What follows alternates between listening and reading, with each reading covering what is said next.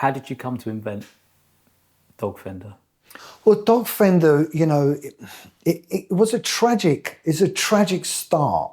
Back in 2018 is a date where I shall probably never forget, when Murphy, my Border Terrier, was brutally attacked. It started out as a normal, beautiful, bright, sunny day, and we decided to take Murphy to our local park. So we got in the car, we drove to our local park, we got out of the car and we walked about a mile. This is the part where we walked up with Murphy. It's just a pleasant conversation we was having. I haven't been here since the event happened back in 2018, so to me this brings back quite a lot of memories. We stood here, and you know, the funny thing is, we stood here and we were sort of deciding which way we should go, whether we should go that way or that way, but we decided to walk down here. And this is when I suspected there was this dog approaching Murphy. Now, Murphy was probably no more than 10 meters away from me, but this dog was walking towards Murphy. And I walked really calmly towards him. The dog was probably Murphy was in the middle of the distance between me and the other dog, so there's probably now about 10 feet, and the dog was about 10 foot away from Murphy as well. The owners were probably about 30 meters away from their dog. So Murphy was probably around here now, and Murphy was stood still, and I put my legs over Murphy like that, and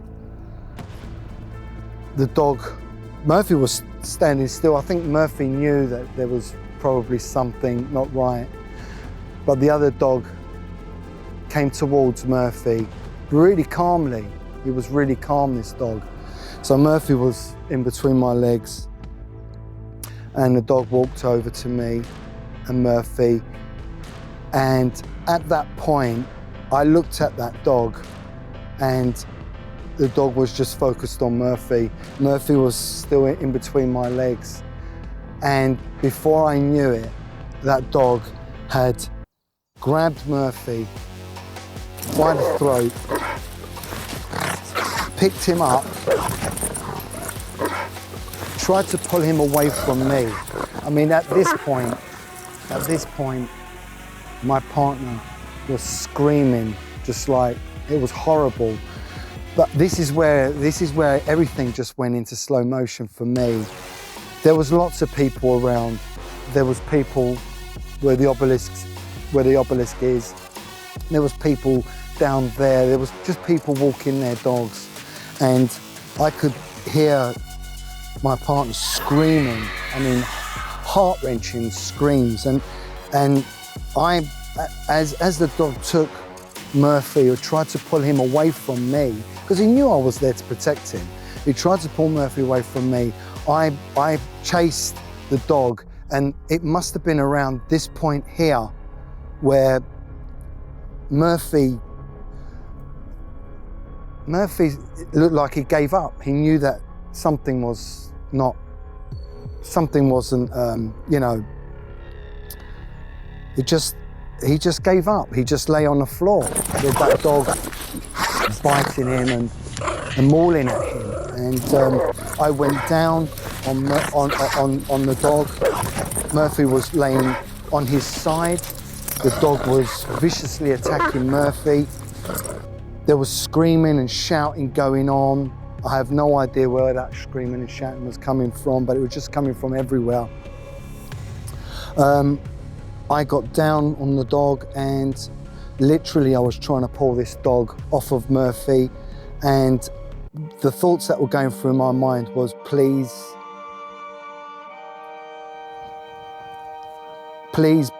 don't hurt Murphy. I'm getting emotional now. Is it difficult being back here? Yeah, it is, because it's the first time.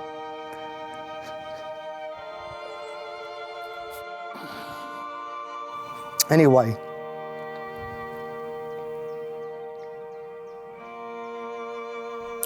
I was just pleading, please don't kill Murphy. And it was a strong dog.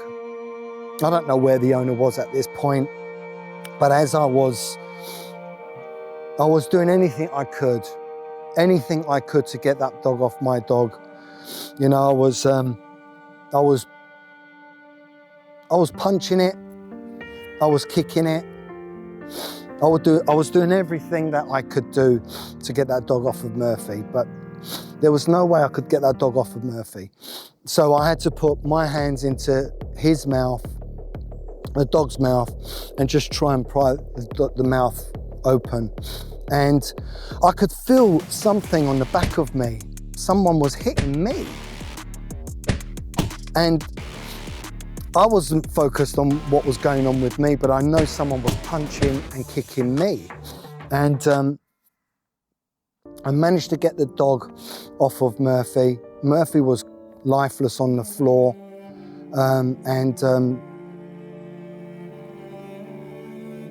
The dog stepped back. And I looked at Murphy, I got down on my knees, I picked Murphy up, and he was in my arms. And I turned around to the owner. I said something to him. And I turned around to my partner and I said, come on, we need to get to the car. We need to take Murphy to the vet. Murphy was lifeless in my arms at this point. And we started to run in that direction towards the car park with Murphy in my hands. And we was running past people with their dogs and they could see the blood around Murphy. Murphy was limp at that point. I could feel him breathing and I could sense that he was breathing, but very, very, very lightly. It was very, very shallow breathing. And so, yeah, it was, this was the point where I really thought that Murphy was going to die. I thought Murphy was going to die before I got into the car, to be honest with you. So it was, and that was all I remember. But you know, it was like a bubble, and I was in that bubble, and my world was slow. I couldn't move fast enough, but that dog was so quick, and I just couldn't keep up with him at all. But you know, after speaking, you know, I was talking to my partner after. I mean, she said I moved like lightning. She said I couldn't believe how fast she was moving, Peter. You know, it was just strange how quick your movements were and what you was doing. But it was so weird because they could see it from their perspective. But in my world, it was slow motion. Everything was slow. It was just such a horrible feeling. Really was. And a lonely feeling as well. And we run back to the car, a mile, with Murphy in my arms is not easy to do. God, lucky I'm fit. Otherwise I would never have been able to do it. We got him into the car and we drove to the nearest vets. There was nowhere to park, so I parked on the pavement and I rushed out and I rushed him into the shop and they saw him immediately. And I was persuaded to go to the hospital. So I went to the hospital as well because I had cuts and bites on my hands and I was bleeding, you know, really badly as well. Yeah, it was a horrible situation, but this is the first time that I've been back since Murphy was attacked. The funny thing is I felt really, I was on my own basically. There was nothing that anybody else could do. It was down to me if Murphy lived or died. If I didn't intervene, Murphy would have died. However, I'm not saying you should intervene. It's the worst thing you should do. You shouldn't intervene. I was fortunate that day. I came out of it with cuts and bites, and you know, I didn't lose any fingers or hands or anything or any movement. I was lucky, but however, Murphy relied on me saving his life that day.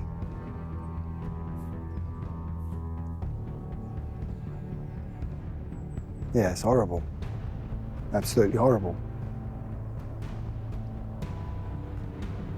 For months after, still today, I don't want to think about it. And this is the first time that I've been back here because I knew, and because Murphy, bless him, he passed away, you know, several months back from old age. But this whole event affected Murphy. It really did. It played a big part for the rest of his life. Although he recovered, he didn't recover 100%. He wasn't the same character. And this is when I tell people this story, they say to me, well, did you get the number of the owner of the dog? Did you get an email? Did you report it? No. And finding out through research, this is not uncommon. When your dog is lifeless and dying, you're not going to stand there and argue with someone who's going to tell me it's my fault. I wasn't into that. I told him a few words. I got my Murphy, I picked him up, and we run back to the car, a mile. With Murphy in my arms is not easy to do. God, lucky I'm fit. Otherwise, I would never have been able to do it. We got him into the car and we drove to the nearest vets. And when I got to the vets, I actually parked on the pavement. There was nowhere to park, so I parked on the pavement and I rushed out and I rushed him into the shop, and they saw him immediately. And I was persuaded to go to the hospital. So I went to the hospital as well because I had cuts and bites on my hands and I was bleeding, you know, really badly as well. It was a horrible experience. And when I tell people this story, they say, oh, you could have done this. Oh, you should have done that. Oh, you could grab the back legs. Oh, you could do this. Oh, if you do that and do this. None of that. You can't do any of that. These people that try to tell me what I should do have never experienced such a gruesome attack. You can't do nothing. You can't do nothing. You just got to pray that the attacking dog shows mercy on your dog. And I've got to say at this point, I've been teaching kickboxing for many, many years, so I'm fast on my feet. I'm very agile and powerful as well. And I had no chance in stopping that dog grabbing Murphy. No chance at all. So, you know, it was a very, very strange, horrible day for me. It was probably the worst day of my life. I came home that day and I blamed myself. When I came home after the hospital when Murphy was home and I was told that Murphy may die that evening, I was mortified. I blamed myself. It was my fault as far as I was concerned. I should have looked after Murphy. I should have been more vigilant. Maybe I shouldn't have left him off the lead. Maybe he should have stayed with me, but it's not. It wasn't my fault. It was not my fault at all. It was just one of those things. Had Murphy had died, I don't think I would have ever lived with that horrible feeling to think that it was my fault. I had to do something about it. I really did. And I wanted to just look after my Murphy. That's all I wanted to do. I didn't want my Murphy to be ever touched again by another dog. And that's why I came up with DogFender. So you said when Murphy was recovering, did you say you made a promise to him? When I came home that evening and I was told that Murphy may not live, you know, my heart sunk. And I sat with Murphy for 3-4 days, never leaving his side. And what really got to me is that Murphy was trying to lick my wounds. I mean, we was both sat there, we was all bandaged up. I mean, I was in pain, and I know he was in pain, but bless him, he was trying to lick my wounds. He knew that I was injured as well, which really got to me. It got to me. And I promised Murphy, if he's got the courage to survive for me,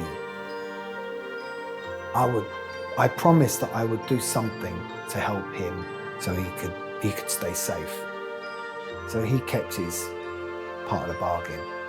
And I had to keep mine. But at that time, I really didn't know what I was going to make. And then strange coincidences just started to happen. Well, DogFender, you know, it was a tragic start to something that's quite amazing at the moment. You know, for something so tragic, something amazing has come from that. So what happened with these strange coincidences then? Well, after sitting with Murphy for such a long time, a friend of mine called me and said, "Peter, why don't you come up for dinner?" And I said, "Yeah, I would do, actually. Murphy seems like he's okay. He's got over the worst. Someone was looking after him and that was okay." And so I went to a friend's house. And I was talking to my friend's wife. And strangely enough, she took out this fly squat, an electrical fly squat.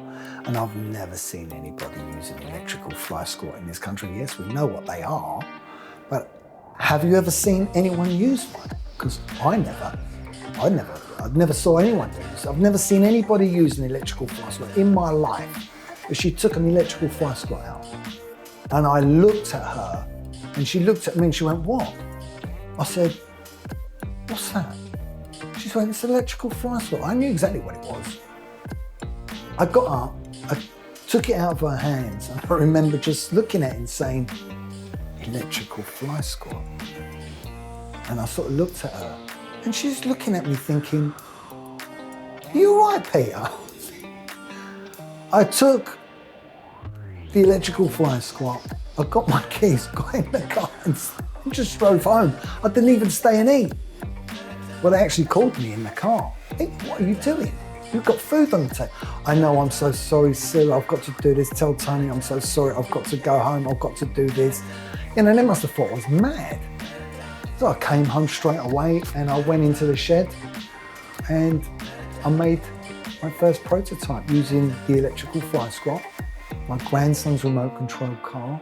This is the the very first prototype that I made for DogFender. And you can see it's an old collar of Murphy's. And I've cut holes and I've threaded this cable in through, and I've connected the circuit board that I've put together, and it's all connected up. And when I first put this together, you know, I pressed the remote control and, you know, a little light lit up, and I thought, well, the light's lit up, that's a good sign. So never thinking that it would do anything to me, I actually touched the collar and wow, it zapped me.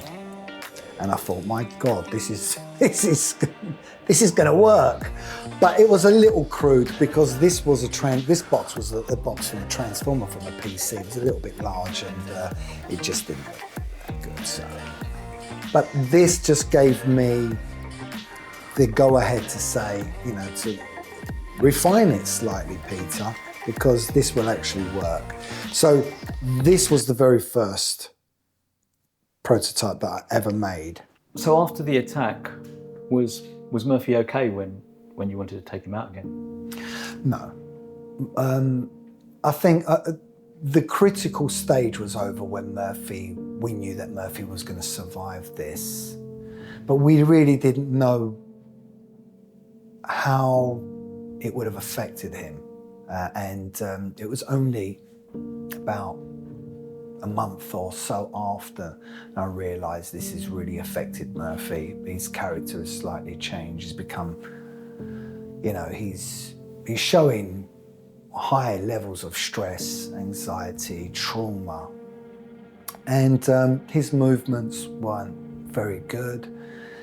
He was nervous, and I think that was the hardest thing for us to deal with, really. I had to take Murphy out, to go to the toilet. I had to carry him, and then even when I tried to put him down to go to the toilet, he wouldn't. It was very difficult for him to do his thing. He wouldn't go in our garden. He was trained never to do that in the garden. So yeah, it was a very difficult time for us. I mean, it took possibly 6 months for him to really show signs that he's recovering. He was nervous for a long time.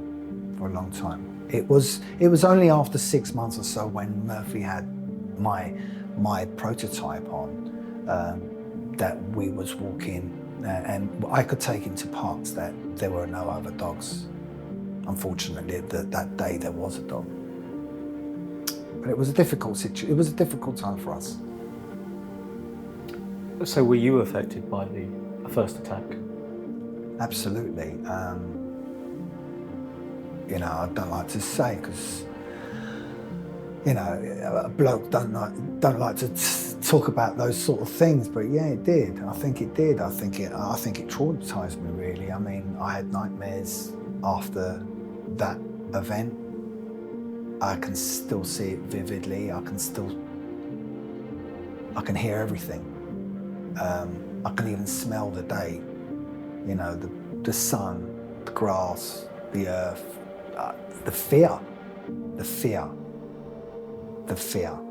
I was looking down at my dog, and in front of my eyes, that dog was going to kill my dog. Yeah. It's not something that I want to remember, to tell you the truth. Yeah, it was really traumatic for me. Yeah. And did you tell me that one of the early prototypes actually saved Murphy's life? It did. The second prototype, the first one that I made, was a little bulky, and it wasn't really, I didn't make it as for any aesthetic look or any way. It was just a basic, can I actually fit all of this electronics into a case and put this case onto a collar, and will this case and power the collar? That's all it was about. And it was about basically me just testing it to see if the concept would work, and it did. And because it did work, I did refine it, and I made a smaller collar. And that was the collar. In actual fact, this is the collar that's here. This is the second one that I made. This is the actual one that saved Murphy from a second attack when I took him out 6 months after the first attack, never thinking that this would ever be put to the test. It was unwillingly put to the test. It was scary. I took Murphy out after 6 months. He started to show signs of recovery. I took him to a place where I knew there would be no dogs. But I was wrong, there was a dog there, but I didn't know it was there. Okay, so this is my local park, open space, and this is where I would normally take Murphy for a walk during the daytime or in the evening time. It's a relatively safe park, not many dogs or owners in this park, but on that specific day, I made sure that there wasn't any dogs. I thought there wasn't any dogs, but there weren't any people around. So it was basically just me and Murphy in this park. As I took Murphy off the lead, I did make sure that there was no one around or any dogs, just to be sure, I didn't want Murphy to interact with any other dogs because he was still nervous. However, when I took Murphy off the lead, Murphy had made a beeline to that hedge line there. By the time Murphy had got to that hedge line, I had looked over to the right, and I could see this white Alsatian bolting towards Murphy. I mean, he made a beeline for Murphy. I mean, I saw this dog, but there was no way I was going to get to Murphy quick enough. This was 6 months after the first attack. Murphy's got my collar on now. We've tested the collar, it actually worked. You know, I've had a few zaps from it myself, you know. And he had my collar on, I pressed the remote control, praying that it would actually activate the collar. It did. The Alsatian dog tried to grab Murphy by the neck, from the back of the neck. However, the collar repelled the dog. And then it ran back the same way. God knows what, I don't know where it came from and I don't know where it went. But I ran towards Murphy. The strange thing is, Murphy was quite calm at this point. It was me that wasn't calm. I was like a bag of nerves. And I said to Murphy, "Are you okay?" Thinking he was going to answer me. But he looked at me, he was like that, thinking, what just happened? And I looked at Murphy, I looked at the back of his neck. I could see at the back of Murphy's neck, there was saliva. So obviously that dog did have some contact with Murphy. And you could see that the saliva was around the collar as well. So he obviously had some contact with the collar. And the collar did deliver the stimulant directly into the attacking dog's mouth. At this point, I was so surprised.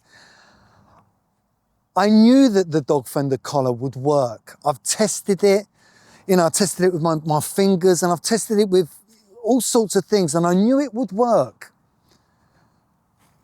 But the way it worked, how well it worked, was I was so surprised because it worked so brilliantly. It was instant. I didn't have to intervene. I was a considerable distance away from my dog. All I had to do was press that button. Yes, of course, my heart was doing that and, you know, I was panicking, but all I had to do was press that button. But this is the actual one that I actually refined and made it smaller. And you can see there's drawing pins that I use. And this is just a bit of rubber that I cut out into the shape of a collar. And I used my Murphy's old collar for, you know, the buckle and the D-ring as well. This case is the case that you would get your earbuds in.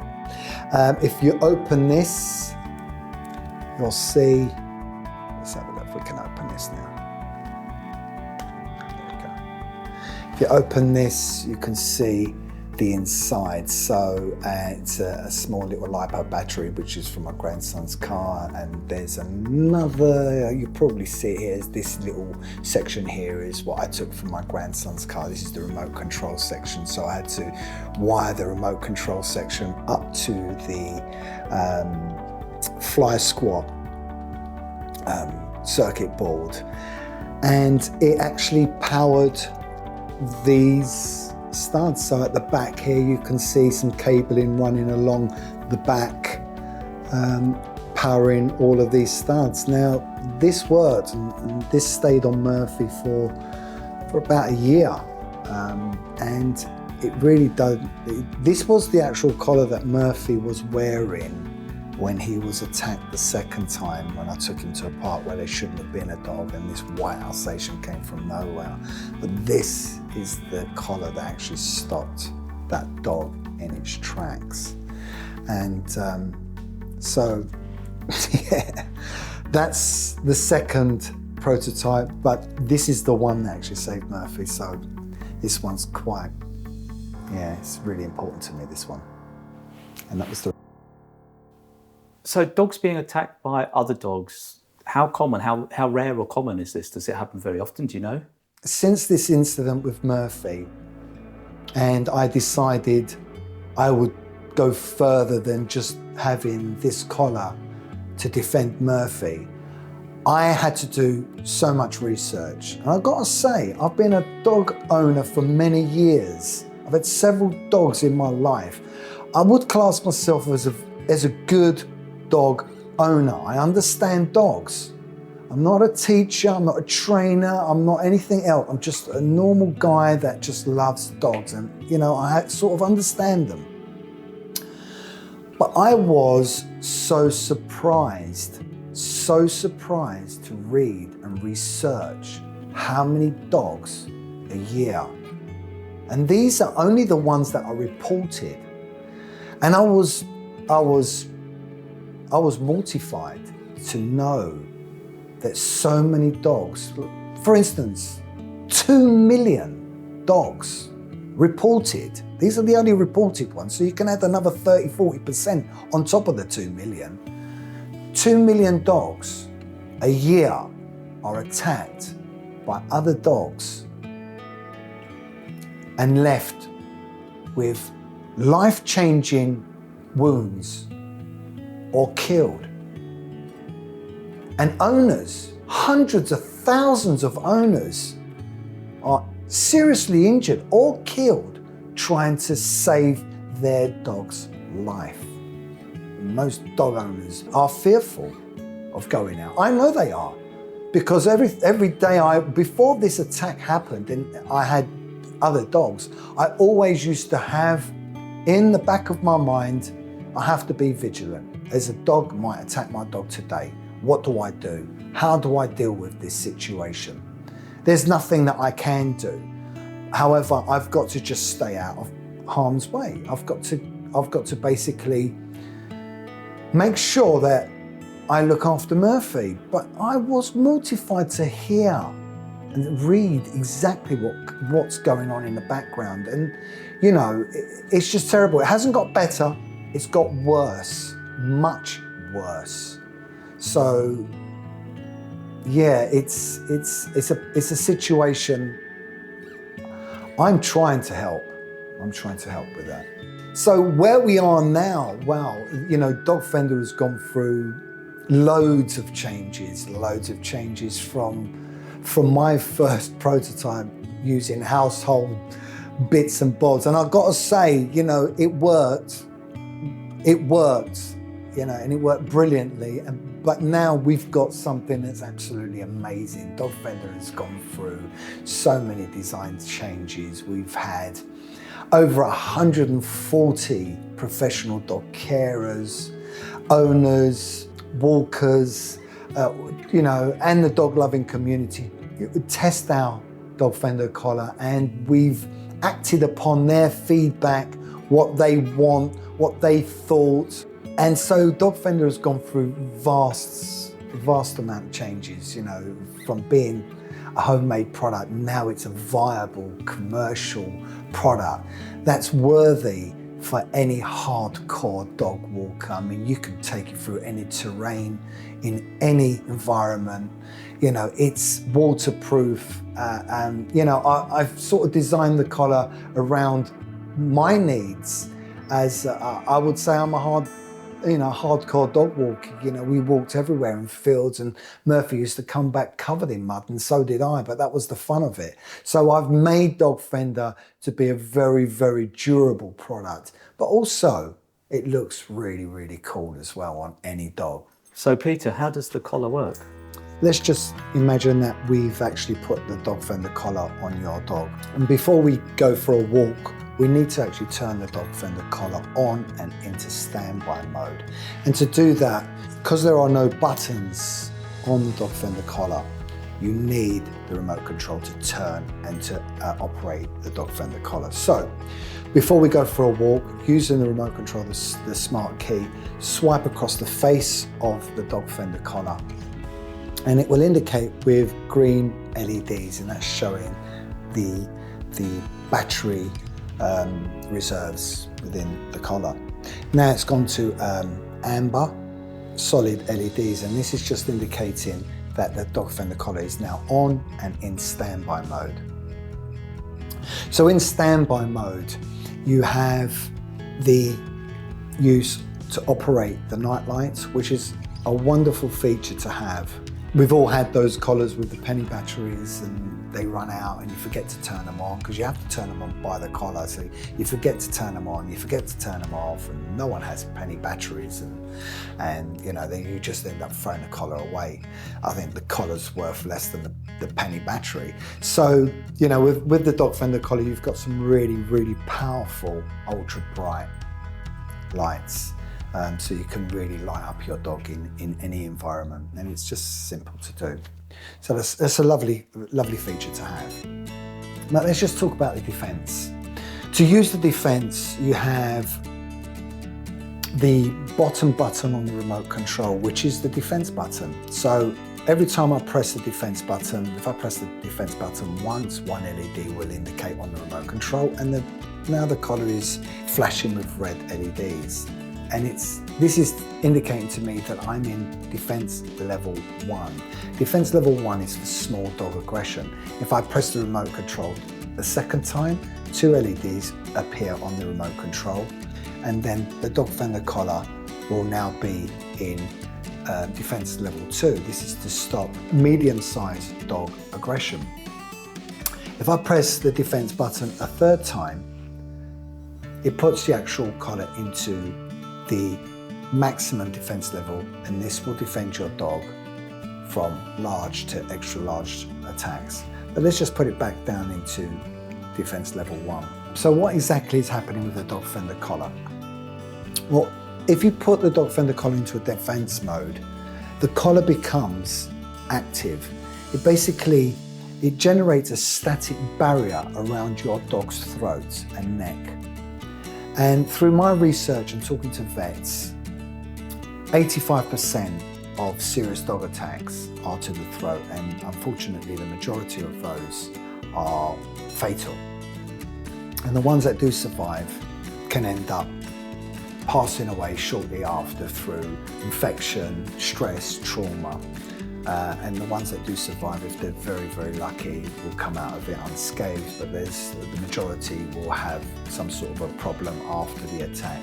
Now you can see that the DogFender collar's gone back to standby mode on its own. So every time you press the defense button, you have a 60-second countdown timer. And the reason why we've incorporated this is because we know that dog owners like to talk to other dog owners, and so if they've left it into a defense mode, it will deactivate itself.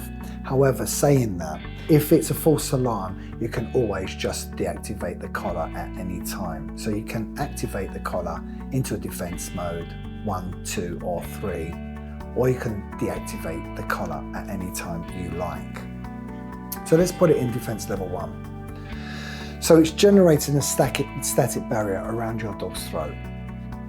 If the dog attacks, the chances of touching the DogFender collar are pretty high. And if it touches any part of the collar, it will receive a stimulant.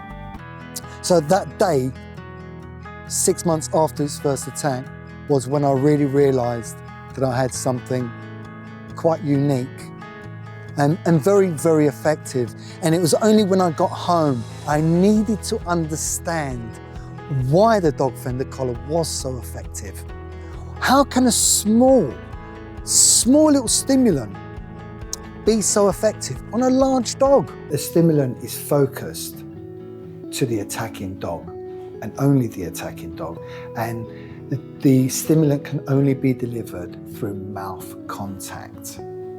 And the reason why we focus on the mouth, because if we render the mouth useless, then that dog really can't inflict any pain. Once the DogFender collar has given a stimulant to the attacking dog into its mouth, the mouth is probably the most sensitive part of the body.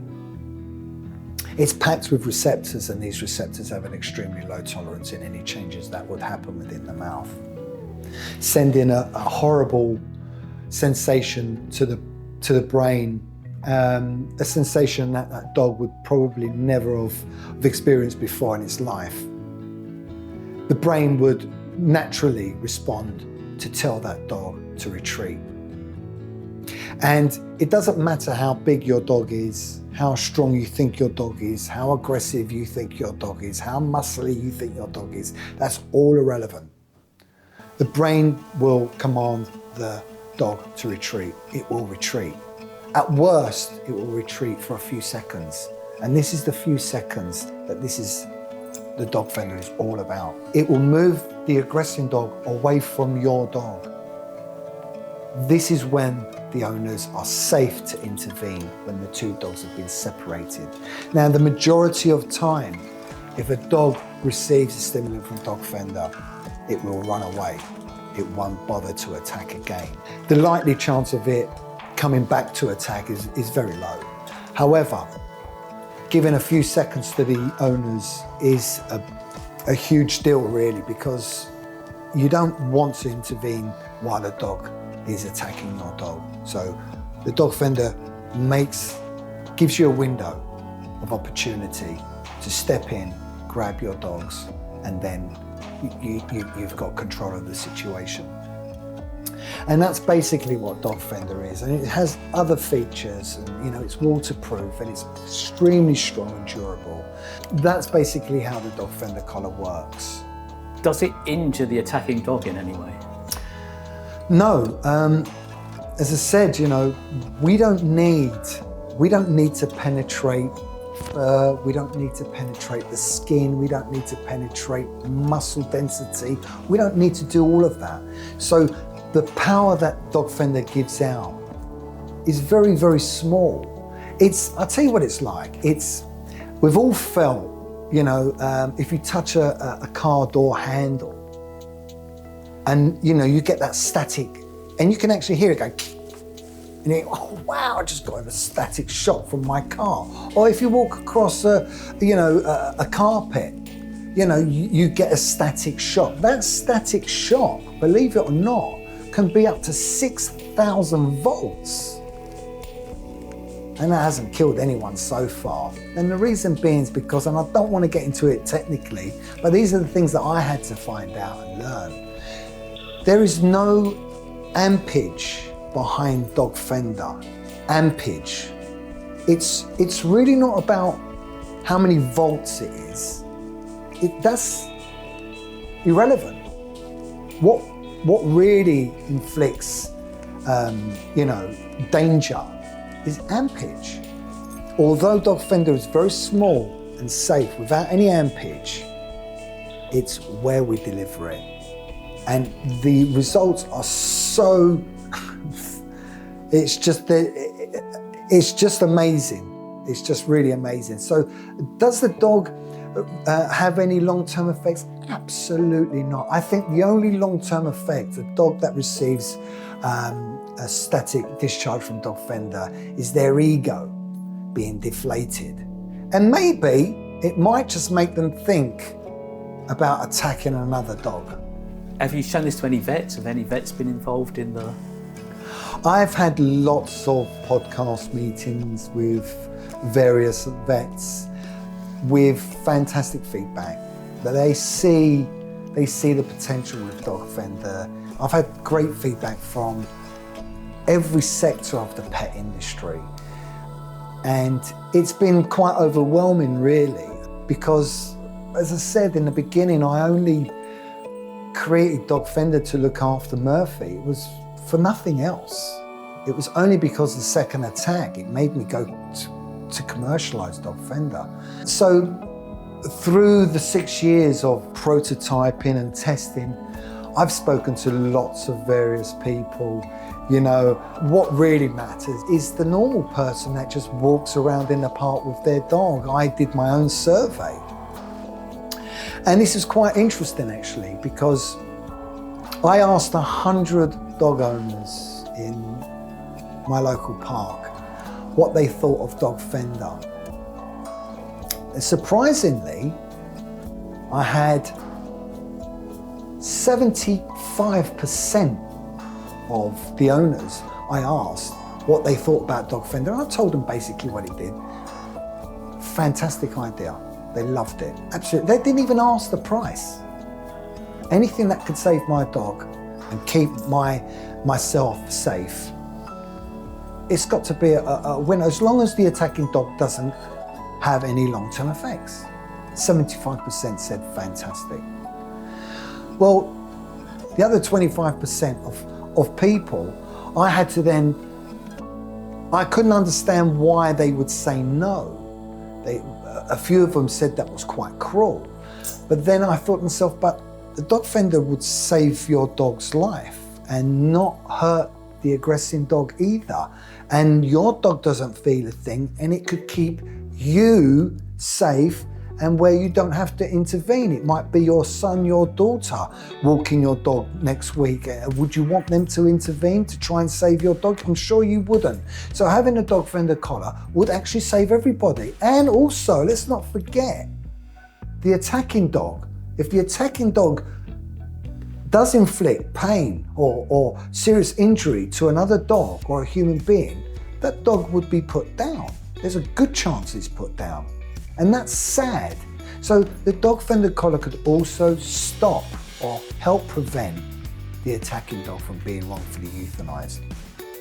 So after explaining these things to the other 25, they saw the product, then they saw it. But there was 15% that would say no, absolutely no to the product. They didn't want it, they thought it was cruel, and I couldn't understand why.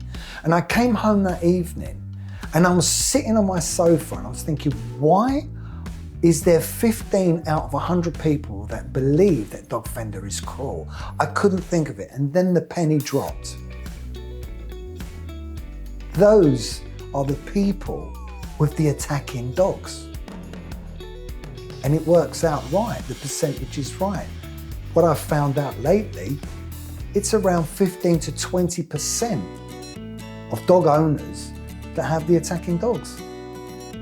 So the response has been brilliant with DogFender, absolutely. From the dog loving community to professional dog lovers, carers, walkers, vets, and the pet industry from all around the world.